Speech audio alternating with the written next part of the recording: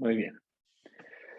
Bueno, pues bienvenidos a una sesión más de energía eólica, más bien modelos, análisis de modelos meteorológicos. Hola, ¿qué tal? Buenos días. Pues bienvenidos a una sesión más de modelos meteorológicos en energía eólica. Entonces, lo que vamos a ver en la sesión de hoy es repasar todos estos conceptos que están relacionados con energía eólica. Entonces, si alguno, ¿qué es lo que se ve en esta sesión? Bueno, pues es fundamentalmente tener los conceptos que vamos a estar trabajando en este tema de modelación meteorológica y de energía eólica.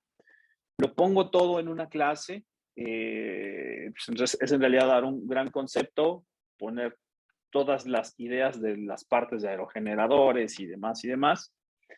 Y una de las cosas que hacen pues más que quiero priorizar, pues es el proceso estadístico de la evaluación del recurso. Entonces en eso me voy a enfocar, voy a dar unas láminas de introducción, pero pues después lo que estaré platicando es cómo se hacen estas cosas de evaluación del recurso, ¿no? Entonces eso es lo que voy a platicar en términos muy, muy generales. Entonces, pues bueno, voy a arrancar. Esta gráfica la he usado desde hace algún tiempo. Esto tiene, este, pues es del 2005. Estamos hablando de los factores de planta y del costo nivelado de la energía. Y esta la presento porque pues es la esencia de lo que nosotros queremos aprender, ¿no? Es poder llegar a estimar el costo nivelado de la energía, o sea, llevar el proceso de modelación meteorológica, ponerle una tecnología, meterle algo de costos y decir cuánto va a costar el kilowatt hora generado, pues es una secuencia de ideas muy larga, ¿no? Entonces, o de conceptos algo larga. Entonces, pero eso es cuando tú trabajas en el ámbito de la evaluación del recurso o de la estimación del potencial, pues es una idea fundamental que tengas claro qué cosa o cómo se llega a este indicador del costo nivelado de la energía o el costo de la energía. Dejo esta gráfica en realidad porque pone los dos conceptos que son los indicadores de factibilidad en el recurso eólico predilectos. El primero es el costo nivelado de la energía, que es lo que nosotros observamos en el eje de las YES, las dos gráficas, ¿no? Y el otro es tener el factor de planta o factor de capacidad. Entonces, ¿qué es el factor de capacidad o es el factor de planta? Es un indicador de producción de una tecnología en un sitio. Entonces, como ustedes ven, el costo nivelado de la energía, pues bueno, consiste en este proceso de estimar cuánta energía se va a producir en un sitio con una tecnología en particular, pero cuando tú pones el factor de planta, es decir, cuánto tiempo esta tecnología estará operando más bien operando en su potencia nominal, pues entonces tienes una idea muy completa de factores de planta muy altos, quiere decir que produce más energía y eso me va a decir los costos que son menores. Y eso es esencialmente lo que nos muestran estas gráficas. Estas gráficas lo que nos muestran son tres cosas interesantes, si lo queremos poner así. El primero, pues es, déjenme ver, aquí poner, okay. Entonces aquí, el primero, ustedes están viendo mi cursor, ¿verdad? Sí, sí se ve. Ok, entonces aquí en donde está mi cursor, um, el factor de planta o factor de capacidad que se pone acá es un indicador que dice cuánta producción el aerogenerador tiene a lo largo de un año cuando lo comparas con su producción nominal. O sea, lo que haces es un cociente en donde divides la energía que produce el aerogenerador entre lo que produciría si produjera todo el tiempo en su potencia nominal. Y ahorita voy a llegar al concepto de potencia nominal. Un factor de planta del 100% quiere decir que todo el tiempo está en su nominal. Un factor de planta del 50% quiere decir que la mitad del tiempo está en su potencia nominal. Y así sucesivamente, ¿no? Entonces, pues lo que quiere decir este indicador es que en el eje de las X, pues este factor de planta, pues es un indicador que efectivamente me está diciendo el desempeño, la efectividad que tiene la tecnología en un sitio, porque distintas tecnologías tienen distintos factores de planta, y pues una de las ideas es hacer pruebas reiterativas, ¿no? Sobre distintas tecnologías para obtener otros costos. Entonces, bueno, solamente decir que esto es lo que sucede en los rangos de factores de planta que ocurren en Estados Unidos, lo que ocurre en Europa, lo que ocurre en China y lo que ocurre en el mar. Los costos, la realidad es que estos costos que tienen aquí en mar, comparado con lo que ocurre en tierra, ya se parecen mucho, ¿no? Han bajado en los últimos años. Entonces, este tipo de gráficas, bueno, habría que actualizar, tendría que yo buscar más bien una cosa que sea como de 2022 o 2021 al menos, pero que integre estos dos conceptos. Y los pongo aquí porque todos los reportes que están orientados para hacer energía eólica o para entender energía eólica se fundamentan en estos dos. Y hoy en el contexto, por ejemplo, del debate de la reforma eléctrica, pues uno de los argumentos, hay dos argumentos. El costo de las energías renovables, aquí está el costo de las energías renovables, este es el indicador que nosotros podemos estimar, y el otro es la intermitencia, ¿no? Que bueno, es en realidad la variabilidad, y esta variabilidad pues está determinada por el factor de planta, ¿ok? Entonces son dos conceptos muy, muy importantes que se utilizan mucho en el ámbito. Ok, entonces esto es lo que voy a platicar. Es fundamentalmente hablar sobre la probabilidad y el muestreo, los procesos estocásticos y algo de intensidad de turbulencia. Componentes de un aerogenerador, bueno, pues es muy sencillo, ¿no? Tienes un rotor. A todo esto, en donde se transmite la energía, se conoce como tren de potencia. Viene el viento en esta dirección, y de esta dirección incide sobre el rotor. El rotor es el primer elemento que absorbe la energía, lo transporta a través de un eje que es completamente mecánico al tren de potencia, que regularmente aquí es el eje principal, y se conecta a una caja de engranes. La caja de engranes es para llevar las RPMs del rotor, que regularmente son bajas revoluciones por minuto, a llevarlas a revoluciones por minuto que sean adecuadas para el generador eléctrico. Y este generador eléctrico, pues bueno, al final se baja por cables y se lleva a una subestación. Pues tiene una torre que regularmente es de metal, siempre son de metal, 3 grandes piezas, los cimientos, la nacelle o la góndola, que es en donde se ubica todo esto, y el sistema de orientación. Los aerogeneradores de pequeña capacidad se autoorientan. Es poquita la energía que se puede extraer, entonces invertirle algo más de energía puede ser que estas cosas las vuelvan rentables. Eso más que, bueno, se pueden autoorientar y pueden tener también sistemas de control pasivo, pero este en particular tiene un sistema de control activo, en donde fundamentalmente se está monitoreando todo el tiempo la dirección del viento, y tienen que orientarse los aerogeneradores en la dirección donde está incidiendo el viento. Si algo me lo paso muy rápido, por favor deténganme, porque y si hay alguna pregunta, por favor también interrúmpanme. ¿Cómo podemos entonces llevar la curva de potencia, o bueno, este aerogenerador, y traducirlo en potencia? ¿Cómo puedo hacer la evaluación del recurso? Todos los aerogeneradores tienen una especie de huella digital. Esa huella digital es la curva de potencia, que los fabricantes establecen una relación entre la velocidad del viento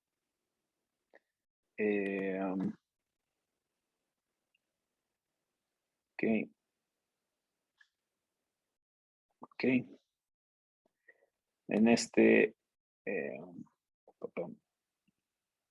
entre la velocidad del viento, que es este eje, y la potencia incidente. Entonces, la velocidad del viento, pues lo que hace, cómo se construyen estas curvas, que bueno, aquí tengo una cosa que es sumamente suave, ¿no? Como lo que se está poniendo aquí. La realidad es que las curvas de potencia de los aerogeneradores no son suaves, en realidad es una nube de puntos. Y esta nube de puntos se aproxima a través de una curva, y esta curva pues tiene características de cómo se ajustó. Regularmente lo único que da el fabricante pues es la curva de potencia así como está, ¿no? Entonces, ¿cómo,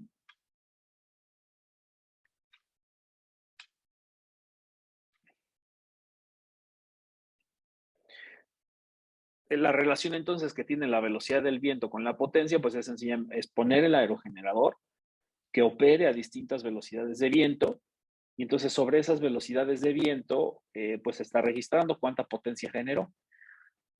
Dentro de esta curva se identifican este, 4 velocidades críticas, por así decirlo. La primera es la velocidad de arranque. Abajo de esta velocidad no se produce potencia. Entonces, por ejemplo, este aerogenerador en particular no produce potencia a velocidades menores a 7 metros sobre segundo, lo cual es muy alto, ¿no? O sea, los aerogeneradores empiezan a producir a partir de los 3. Pero bueno, pues este es un dibujo que por ahí me encontré.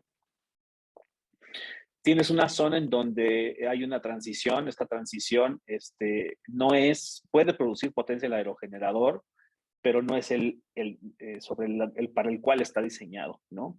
Alcanza un punto nominal en donde esta zona, el aerogenerador alcanza la zona óptima de operación, y la gran chamba es que, bueno, la mayor abundancia de velocidades en un sitio, pues estén en esta región, ¿no? Y en esto, pues se conoce como una región de velocidades en donde el aerogenerador alcanza su potencia nominal. La potencia nominal es esta etiqueta, por así decirlo, que tiene el aerogenerador, ¿no? El vendedor dice, este aerogenerador tiene una potencia nominal de 2 megawatts, y esta potencia nominal de 2 megawatts, pues eso es la potencia nominal que alcanza en esta zona. Entonces, esa es la zona óptima para lo cual está diseñado. Aunque mientras más energía tiene la velocidad del viento contenida, aunque tengas más energía a velocidades de viento más altas, ¿no? Porque recordemos que la potencia contenida en el viento, déjenme apuntarlo porque esto no me recuerdo que tenga aquí.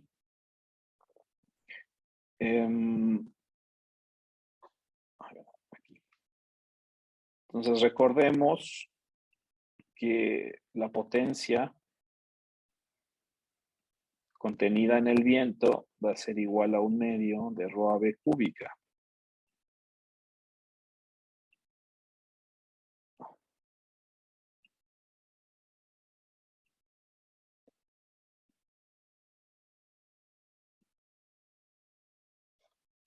Ok, en donde ρ es la densidad, A es el área de barrido del aerogenerador, el área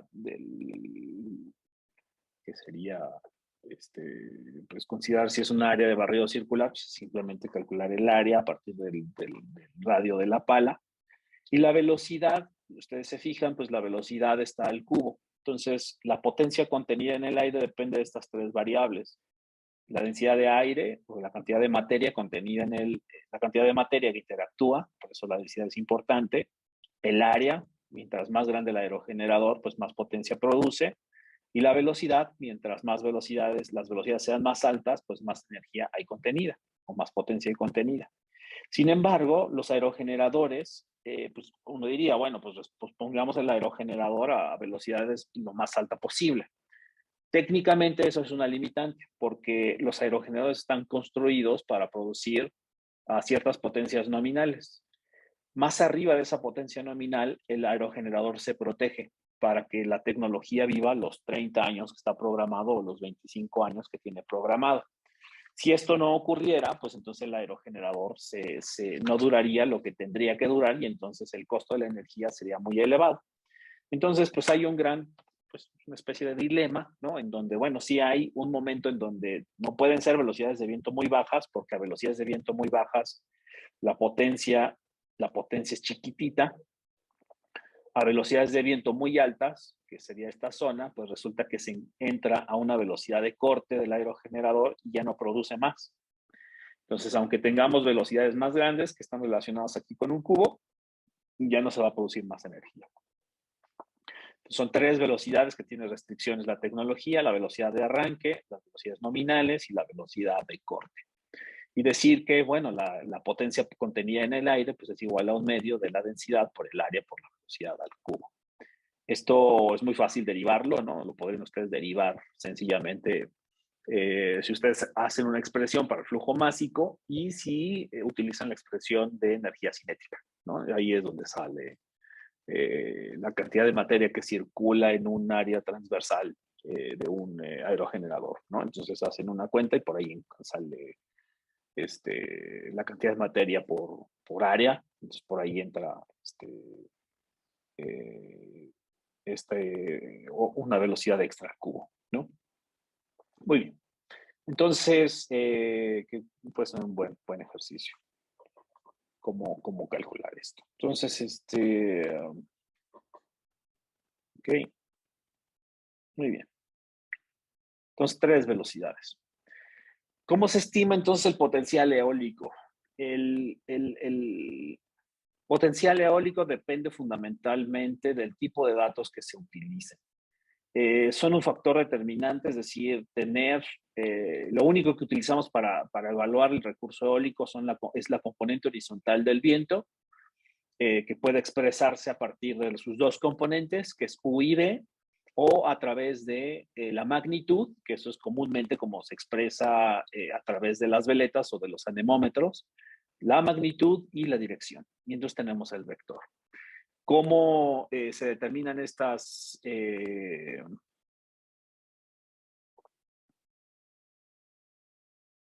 Ya. Entonces, okay, es un factor determinante tener el conjunto de las velocidades. Y bueno, entonces, ¿cómo le haces, no, para estimar la potencia de salida de un aerogenerador? Pues sencillamente, bueno, y algo que decir que no mencioné es que esta curva de potencia regularmente está expresada como una función. Esta es una función de P de U. Entonces, si esta es la potencia y si esta es la potencia y esta es la velocidad, la curva de potencia del aerogenerador puede expresarse como una función, que es P en función de la velocidad. Siempre, siempre, siempre, ¿no? Entonces, eso es una gran fortuna, porque si nosotros lo que utilizamos para poder calcular el recurso eólico es un conjunto de velocidades de viento, pues entonces creo que ya estamos viendo cómo se puede calcular el potencial eólico, que es tomar la curva de potencia del aerogenerador. Y bueno, vamos a suponer que yo tengo un anemómetro que estuvo midiendo en alguna región, ¿no? Porque esa es una también de los paradigmas, bueno, de las reglas que se utiliza para evaluar. El proceso de evaluación es un proceso que va de más a menos, que puedes encontrar desde modelación meteorológica, modelos mesoescala y después decidir si pones un aerogenerador, un anemómetro para medir por al menos un par de años. Ese proceso, ¿no? De ir de modelo meteorológico, modelo mesoescala, poner una torre anemométrica en un punto, es un proceso que al menos te va a llevar un par de años. Hacer algo, visualizarlo en un modelo, pues eso es muy rápido. Hacer la estimación en un mesoescala, pues eso también es relativamente rápido. Pero hacer la medición, pues necesitas al menos tener 1 o 2 años de mediciones con ciertas características. Vamos a suponer que las características pues, son muy, muy, muy usadas, ¿no? Que es tener una serie temporal que tenga velocidad y dirección. Obviamente usa solamente la dirección, la velocidad, la magnitud de la velocidad, la rapidez. Entonces te quedas con la rapidez y lo que haces es medirla a intervalos de 10 minutos y después estimas la integral o sumas toda esa serie temporal para saber cuánta potencia produjo ese aerogenerador. Entonces, hay un factor que está ahí relacionado con el tema del tiempo, que es este delta T que está mostrado en la siguiente ecuación. Y este delta T está ahí presente porque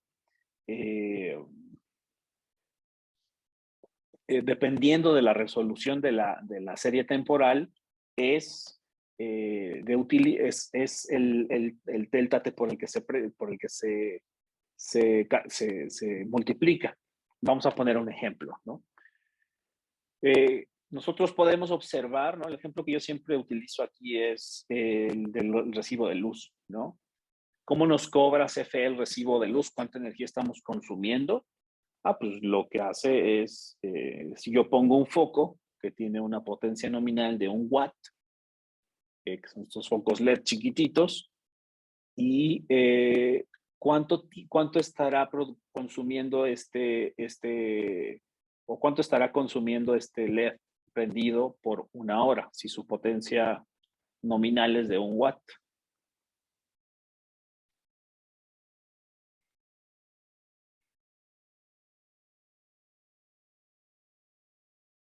Es una pregunta.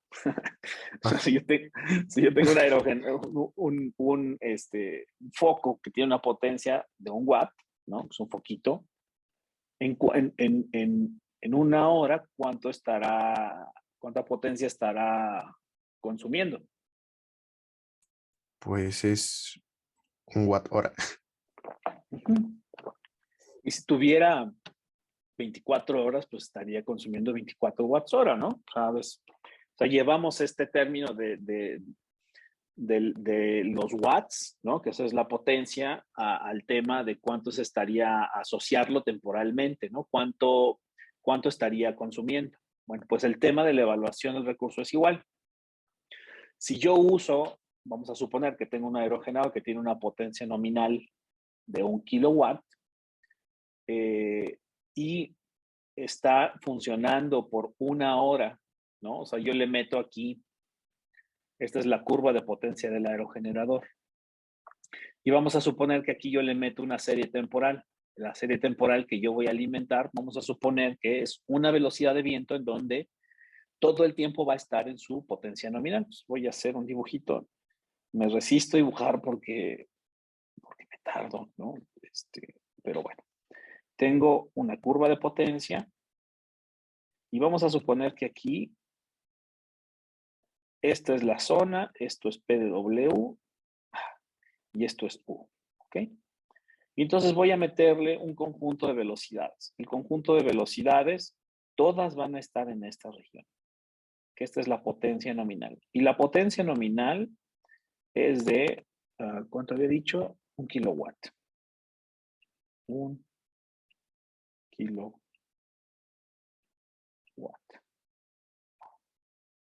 Ok, espero que sea legible.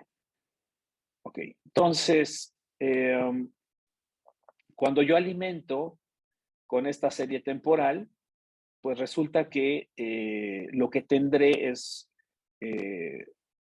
si esto está operando, si yo lo voy a alimentar con una serie temporal, con una resolución eh, de 1 hora, y siempre todo el tiempo va a estar operando en su potencia nominal, ¿cuánta potencia estará produciendo a lo largo de las 24 horas?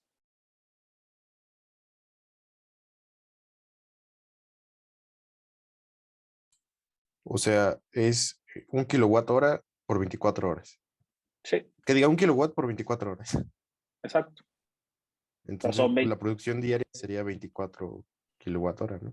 exactamente, ¿no? Entonces, pues, la idea está ahí puesta, ¿no? O sea, este delta T en realidad se convierte en 1 hora porque la resolución de la serie temporal que yo estoy utilizando es una serie temporal de 1 hora.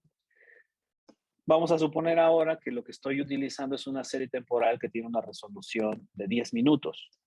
Si tú tienes una resolución de una serie temporal de 10 minutos, pues entonces la producción de potencia, este delta T, cada paso de tiempo, ¿no? Vamos a ponerlo ahora como una serie temporal. Creo que este concepto está como... Yo tengo intervalos de tiempo que están en cada... Esto es 1 hora. Y entonces, pues es más o menos fácil decir que el delta T en esta región, pues es equivalente a 1 hora. Pero si yo tomo una serie temporal que tiene una resolución de tiempo menor, entonces este delta T cambia. Esta resolución, pues es menor.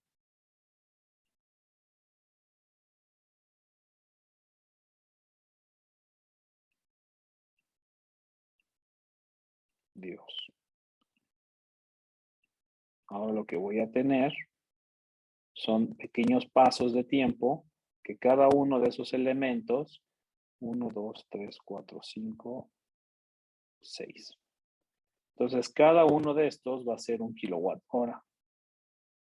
Perdón. Todo este intervalo va a ser 1 kWh. Eso quiere decir que uno solito va a ser 1/6 de kWh, ¿no? En este caso, lo que estamos utilizando. Entonces, lo que estoy diciendo aquí es que si yo tomo alimento con una serie temporal que tiene una potencia nominal con una resolución pequeña, pues entonces este delta T va a ir reduciéndose. Si yo uso series temporales que tienen una resolución de 1 hora, pues el delta T es 1 hora, pero si tienen una resolución de 10 minutos, esta resolución este delta T tiene que multiplicarse por 1/6 para ajustar esa escala temporal. Porque si no, si yo no multiplico por este delta T, resulta que yo estaría haciendo estimaciones cada que yo alimente esta función con esta serie temporal de mayor resolución, pues cada que yo haga esas sumas y no haga el ajuste del tiempo, pues cada vez estaría produciendo más energía, porque tengo más datos, ¿no?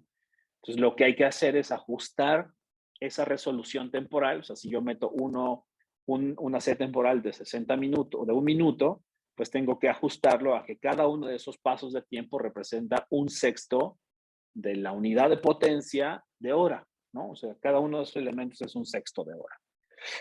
Entonces, pues de aquí la importancia, ¿no? Cuando yo utilizo distintas series temporales para calcular la energía producida por un aerogenerador, pues tengo que considerar dos cosas.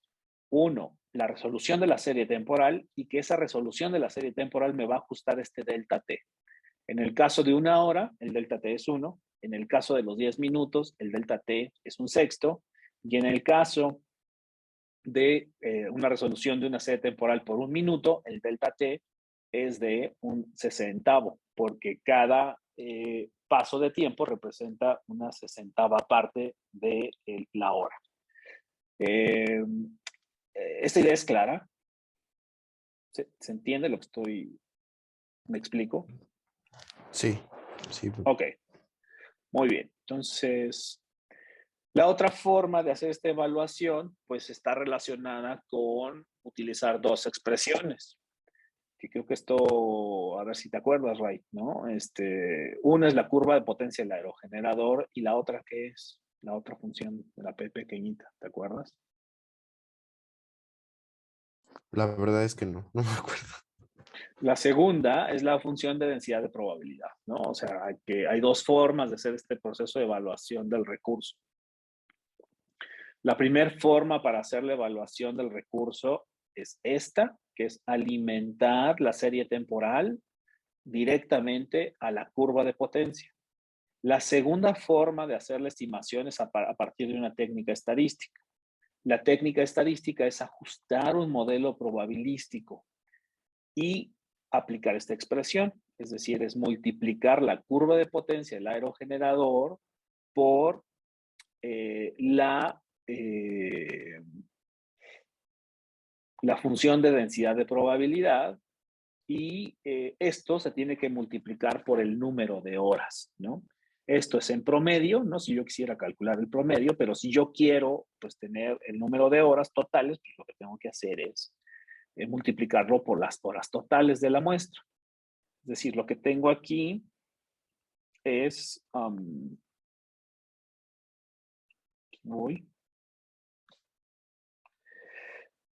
son dos curvas y lo voy a platicar muy rápido cómo interactúan estas dos curvas. Una es la curva de potencia, que ya se las enseñé, que es así. Y esta es la del aerogenerador con la velocidad.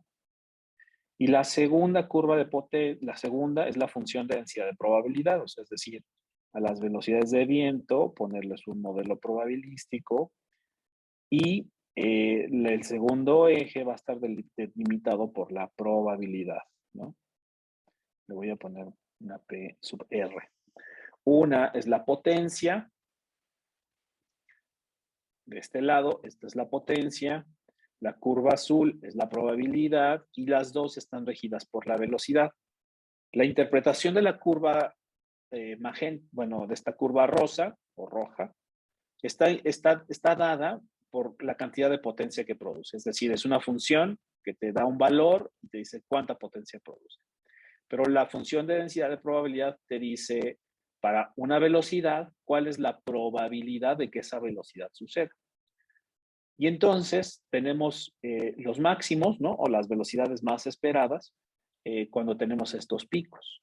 Recordemos que estas funciones de densidad de probabilidad, voy a platicar esto con más detalle en una siguiente sesión, es una función que tiene ciertas características, que es integrable y demás, cuya integral es 1, porque representa todos los eventos, pero esta forma de evaluar el recurso eólico es multiplicar esta curva de potencia por su probabilidad de que suceda y asociarlo al número de horas que este evento sucedió, ¿no?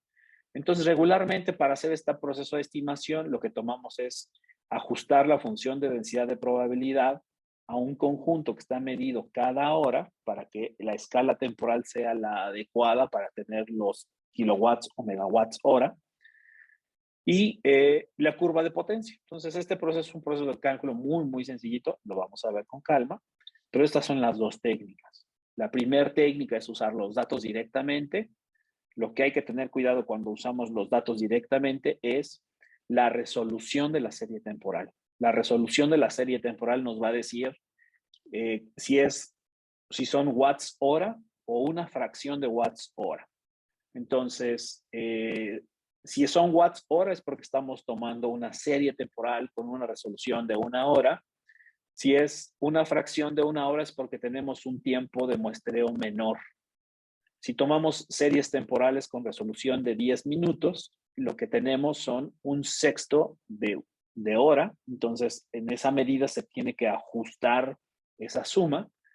Y si tengo una resolución de una serie temporal de 1 minuto, pues sería 1 entre 60 de hora, ¿no? Entonces, hay que tener mucho cuidado nada más cuando nosotros usemos estas expresiones con las resoluciones de la serie temporal. El error típico es no tomar este delta T en cuenta, ¿no? Que no nos importe. Y entonces, cuando tomamos series temporales con una resolución mayor, pues obtenemos más energía. Pues claro, porque le estás metiendo más datos, ¿no? Entonces, ahí le estás metiendo 6 veces más datos si son de series temporales con resolución de 10 minutos o 60 veces más datos cuando son resoluciones con 10 minutos. Entonces, con 1 minuto, perdón. Entonces, para ajustar esa escala temporal hay que considerar este delta T. Aquí, pues hay que hacer un proceso estadístico extra. En lugar de usar los datos, pues lo que tenemos que hacer es tomar una función de densidad de probabilidad. Entonces, los dos elementos que se utilizan en el proceso de evaluación del recurso son curva de potencia del aerogenerador, conjunto de datos experimentales. Y estos dos se mezclan. Uno es tomar la serie temporal y meterla en la curva de potencia o multiplicar la función de densidad de probabilidad de los datos de velocidades de viento por la curva de potencia. ¿Ok? Pero son los dos elementos que se utilizan. Muy bien.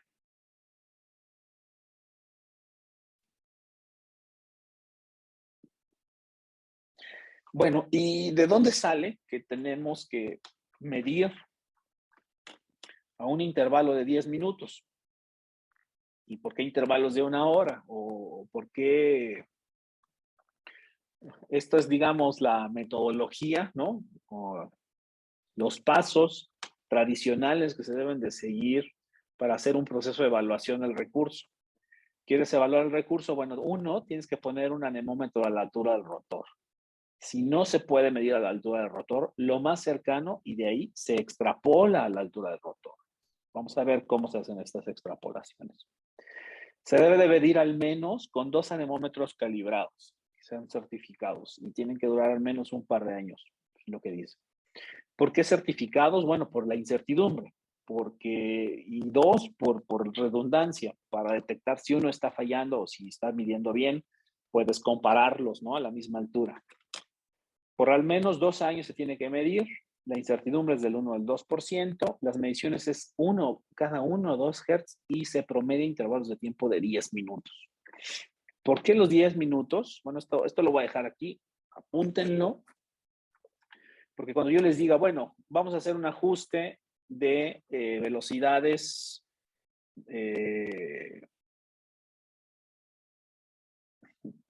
vamos a hacer un ajuste. Vamos a hacer un proceso de evaluación del recurso. Ustedes están midiendo a 40 metros y la altura del rotor son 80. Eso quiere decir entonces que tengo que extrapolar, ¿no? Entonces, vamos a ver con calma qué es el rollo de la extrapolación. Pero medir altura del rotor, al menos 2 anemómetros calibrados, podría decirles que los datos del Atlas Eólico Mexicano sí cuentan con estas características, de que tiene 2 datos a la altura de 80 metros, 2 anemómetros a la altura de 80 metros, y hay cosas muy interesantes. Se tiene que medir por lo menos 2 años. Los anemómetros con incertidumbre del 1% y cada hertz y en promedio de 10 minutos. Y porque dónde sale todo el rollo del proceso de los 10 minutos, lo voy a platicar un poquito más adelante. Pero lo que tengo aquí es un espectro de potencias para aquellos. El espectro de potencia no es más que analizar la dispersión de los datos de una serie temporal. Lo vamos a ver con calma también porque voy a platicar de series temporales. O si yo tengo, por ejemplo, una serie o una señal que está oscilando a 1 Hz y yo le saco una transformada de Fourier y yo la grafico, ¿qué va a aparecer en la transformada de Fourier? A ver si alguno de ustedes lo recuerda.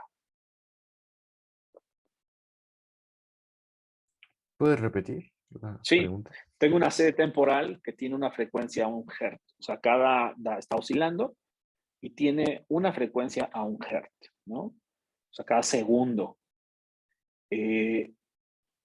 Y si yo le saco la transformada de Fourier a esa serie y bueno, ¿qué me va a dar la transformada de Fourier? Bueno, me va a llevar del espacio-tiempo, mi serie temporal, al espacio-frecuencia. Y eso quiere decir que la transformada de Fourier me va a detectar la frecuencia característica. Si la serie temporal tiene una vibración o una frecuencia de 1 Hz, ¿qué voy a observar en la transformada de Fourier?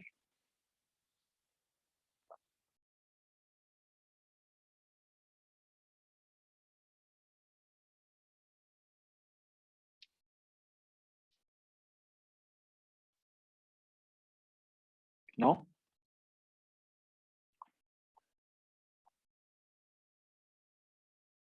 Es decir, yo tengo una serie temporal que está oscilando y esta oscilación es de 1 Hz. Perdón. Vaya, para no borrar. 1 Hz. Y yo le voy a sacar la transformada de Fourier. La transformada de Fourier lo que me dice va a detectar los picos. Esto es el espacio-tiempo. Lo voy a ver con calma, no se apure al espacio-frecuencia. Y entonces lo que voy a obtener es que voy a observar un pico en 1 Hz, precisamente.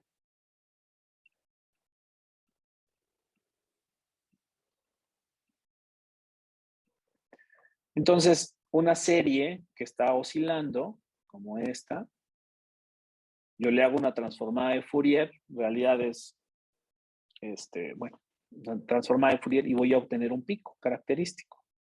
Entonces, esa es la estrategia de análisis cuando uso una transformada, que es tener una transformada que me va a llevar una función del espacio-tiempo al espacio-fase.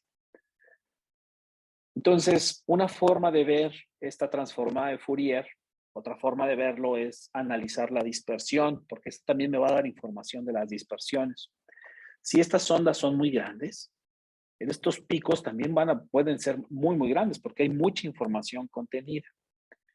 Entonces, una forma de calcular estas transformadas de Fourier o algo, un cálculo que se deriva es el power spectrum o el espectro de potencias. Y el espectro de potencias, pues es tomar la norma elevada al cuadrado de la transformada de Fourier. Y este espectro de potencias lo que me va a detectar es la cantidad de información contenida a las distintas escalas de frecuencia. Entonces, aquí, por ejemplo, identifica que esta serie temporal que está oscilando, tiene una frecuencia característica y si el pico es muy grande o muy pequeño depende de la amplitud de las oscilaciones, ¿no? Entonces, este concepto lo podemos identificar como si fuera, también lo podríamos analizar como si fuera una serie temporal pues, de radiación o de viento, tal vez no tan limpia, no tan bonita, un poco más sucia. Entonces tendríamos mucho más ruido por acá, pero la potencia o la fuerza que tiene la transformada de Fourier es que identifica las frecuencias características. Y esto es una medida de la dispersión, o sea, qué tanto están variando a lo largo del tiempo. Muy bien. Entonces, esta idea de dispersión fue analizada por Van der Hoeven, que fue investigador a principios del siglo pasado, donde estuvo analizando las velocidades de viento que están promediadas a distintos tiempos promedio. Analizó series temporales, entonces lo que vemos aquí en el eje de las X es el tiempo promedio o el tiempo de muestreo, y lo que tenemos en la parte vertical es la dispersión de los datos, qué tanto se dispersaba. Él observó tres picos, ¿no? El primer pico es a altas frecuencias, que es esta zona de altas frecuencias, y esta zona de altas frecuencias está asociado a los fenómenos de microescala. Es decir, si tú tomas una serie temporal y la muestreas a altas frecuencias, lo que vas a observar es una fenomenología física que está asociada a la microescala, al microsighting.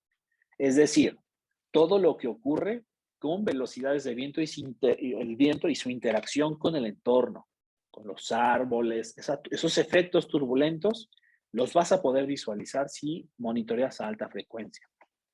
Otro pico que observo es que si tú monitoreas, por ejemplo, cada 12 horas, y cada 12 horas, pues encontró un pico. ¿Ustedes a qué creen que esté asociado ese pico? De algo que ocurre cada 12 horas. Bueno, pues el sol, ¿no? Bueno, El día y la la puesta noche. y ajá, no entiendo. Entonces, eso es lo que se observó en ese fenómeno. O sea, si tú monitoreas el viento con esa frecuencia, puedes observar otra fenomenología del viento que está asociada, por ejemplo, a una escala mucho más grande, que es el día y la noche. Si se fijan, tiempo promedio pequeño, ves microcosas, ¿no? Microsighting, ráfagas. Tiempo promedio del orden de las 12 horas, pues ves el día y la noche.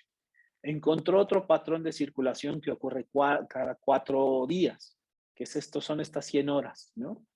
Y entonces los pudo clasificar bastante bien. Pero también encontró algo que se conoce como el famoso spectral gap, que es esta región, que es una región en donde hay un gap o una franja en donde las dispersiones son pequeñas. Es decir, que si tú monitoreas o si tú monitoreas las velocidades de viento a esas frecuencias, vas a tener dispersiones pequeñitas. Y eso él lo nombró como una región de vientos estables. Y esa región de vientos estables es lo que se utiliza para hacer la evaluación del recurso eólico. Pero aquí lo que pongo nada más en la mesa o pongo una pequeña nota en el pie de la lámina, yo diría que ¿cuál es el tiempo adecuado para hacer la evaluación del recurso? Pues depende. Si tú quieres hacer para aerogeneradores pequeñitos, pues a lo mejor habría que quedarse en la microescala, porque aquí hay mucha información que no ves acá, ¿no? Pero esta información en microescala a lo mejor no va a ser útil para un gran aerogenerador, ¿no? Entonces, dependiendo, pero hay muchas escalas temporales y en función del tiempo promedio es la escala temporal y es la fenomenología física que tú analizas. De ahí se deriva este tema de los 10 minutos, fundamentalmente, y eso con respecto al tiempo promedio. A continuación, pues voy a hacer un repaso muy rápido de las funciones de densidad de probabilidad. Esto solamente las voy a mostrar. No voy a entrar tanto en detalle. Voy a dedicarle un poco a arrastrar el lápiz para explicar más, en términos más generales, las funciones de densidad de probabilidad. Pero lo único que quiero decir es que, como ustedes vieron, el tema de evaluación del recurso se recarga en un tema de uso de series temporales y en un tema estadístico. Por ello, lo que quiero mostrar es las primeras herramientas que se utilizan para hacer la evaluación del recurso, que es el uso de las funciones de densidad de probabilidad. No he dicho qué es eso, pero bueno, aquí está la distribución normal. Eso todo mundo ya la conoce, lo vieron ya en la secundaria, o sí, yo digo que desde la prepa tal vez, en donde es una función que está en función de una variable aleatoria, que es X, que depende de dos elementos más. La medida de tendencia central, que es el promedio, y una medida de dispersión, que es la desviación estándar. Y con esto puedes definir pues una gran cantidad, bueno, ciertas características de un conjunto. Es decir, la idea es, en lugar de tomar el conjunto de datos experimentales, es asociarle una función en particular. Hay más cosas que decir, no voy a entrar. Una forma de poderlo representar a este conjunto de datos experimentales, pues en realidad parte de clasificar, ¿no? O sea, es tomar la serie temporal, hacer cajones o bins, que son estos, y en estos cajones meter las velocidades, ¿no? Y entonces contar. Lo que quiero saber es cuántas veces ocurrió una velocidad y así sucesivamente. Al final lo que tendré es un número total de cuentas, 100 velocidades. Si tengo un conjunto de velocidades de viento que ocurren en algún sitio y mi primer forma de analizarlo es a través de clasificar las velocidades y contar cuántas veces ocurrieron. Y entonces la primera representación gráfica que yo tengo es la distribución de frecuencias o el histograma. Recordemos que si el tamaño de la muestra es 100, o sea, tamaño, eso es mi 100%, pues yo puedo presentar, en lugar de tener una frecuencia o un histograma con el número total de elementos, puedo hacerlo una frecuencia, un análisis de frecuencias relativas. Las frecuencias relativas, pues es dividir sencillamente el número total de cuentas, que en este caso es 17, 23, 25, divides entre 100 para llevarlo a una proporción. Y esa proporción, evidentemente, cuando yo la sume, voy a tener el total de la muestra. Y esta es una forma muy típica, que es el 100%, perdón. Y esta es una forma muy típica de visualizar los datos experimentales del viento. La primera forma de caracterizarlos, porque recordemos que recargarse en el tema estadístico es un tema descriptivo. Entonces vamos a describir los datos y la primera forma de describirlos es a través del uso de una función de densidad de probabilidad, pero antes de llegar a la función de densidad, pues lo primero es clasificarlos. Clasificarlos a partir de un histograma, que puede ser a través de frecuencias relativas o de frecuencias absolutas. Estas son las frecuencias absolutas y de este lado tenemos las frecuencias relativas. ¿Cómo ir de las frecuencias relativas a las absolutas? Pues sencillamente es dividir las absolutas entre el total de la muestra y tanta. Otra forma de describir esta función es a través de una función acumulada de velocidades, que es sencillamente ir acumulando las probabilidades que van sucediendo. O sea, aquí tomo la probabilidad que va de 0 a 1, y luego aquí de 1 a 2, jamás considera lo que sucede anteriormente. En las acumuladas sí lo considera y la va acumulando. Entonces, de 0 a 1, la distribución de frecuencias acumuladas, pues es de 0.17 más o menos, y aquí está.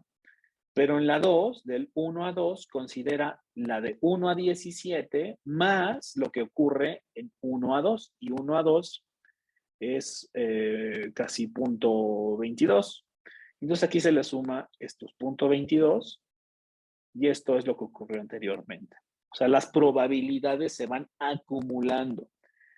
Si yo evalúo una función aquí, también lo voy a ver con más calma.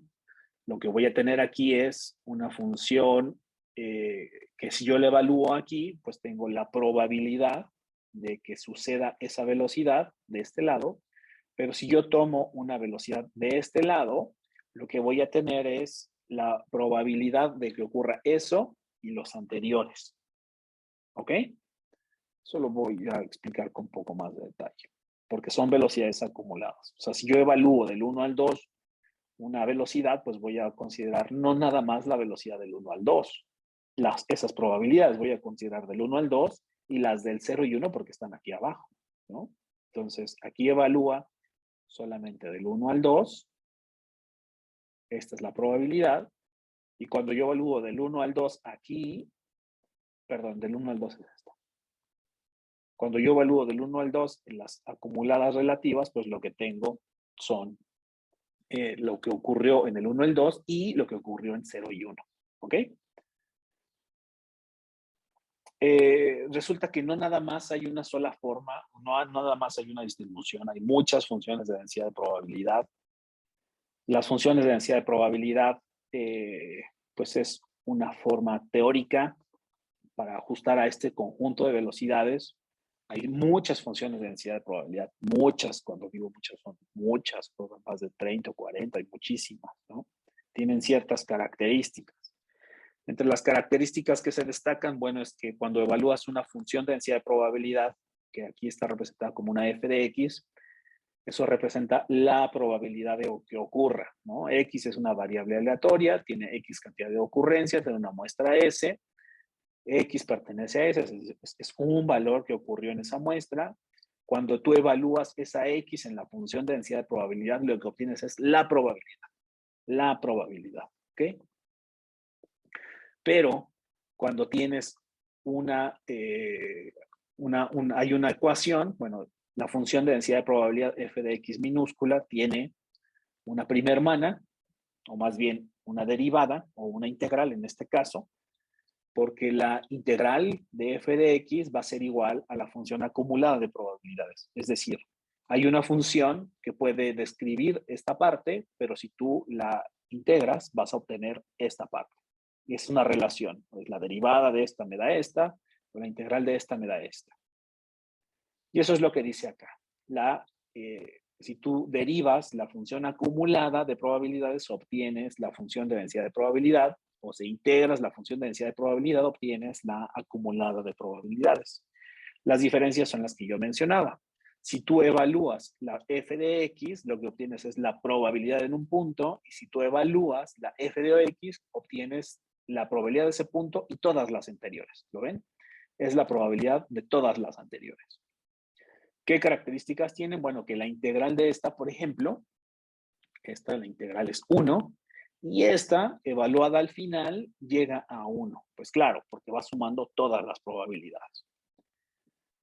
Muy bien. Entonces, estas funciones de densidad de probabilidad tienen parámetros de localización, parámetros de escala y parámetros de forma, que son distintos a la medida de tendencia central y al parámetro de dispersión. Es decir, con la distribución normal necesitas solamente sacar un promedio y una desviación estándar y tienes una función. Aquí, primero tienes que calcular los parámetros de localización, escala y forma, y una vez que los tienes, puedes sacar el equivalente al promedio o el equivalente a la dispersión. ¿Ok? ¿Cómo se ajustan estos parámetros de localización y demás? Esto lo voy a platicar un poco más adelante porque hay varias formas de hacerlo. Y esta es, por ejemplo, una distribución normal o gaussiana. Esto es lo que ya sabíamos, lo que yo ya les mostré. Y esta es la forma que tiene. esta es la función de densidad de probabilidad y estas son sus acumuladas. Pero aquí tengo, por ejemplo, una distribución log normal que tiene un alfa y beta, ¿no? Que son otros parámetros. Tiene una forma distinta y aquí está cómo se van las acumuladas. Aquí tengo una distribución Rayleigh. Esta presentación la voy a subir, ¿no? Que no se preocupen. Aquí tengo una distribución Rayleigh que es muy utilizada en el ámbito eólico porque las formas de las funciones de densidad de probabilidad, ¿no? Son bastante versátiles. Y nada más utilizan un parámetro. Si se fijan, solamente hay un alfa, que es el que define la forma de estas funciones, ¿no? Aquí están las distintas acumuladas. La distribución gamma, que utiliza esta función trascendente, que es la función gamma. Y como ven, hay muchas funciones de densidad de probabilidad. Esta es su acumulada. Y esta es la forma que tiene la acumulada. Y esta es la Weibull, que se utiliza mucho en el ámbito eólico porque tiene dos parámetros, un alfa y beta, ¿no? Entonces, cuando tienes alfa y beta, en realidad es que la Rayleigh es un caso específico de beta. Y esta es su distribución, esta es la función de densidad de probabilidad y esta es su función acumulada. Y esta es la forma típica, ¿no? Muy, muy típica. Y esto ya lo platiqué.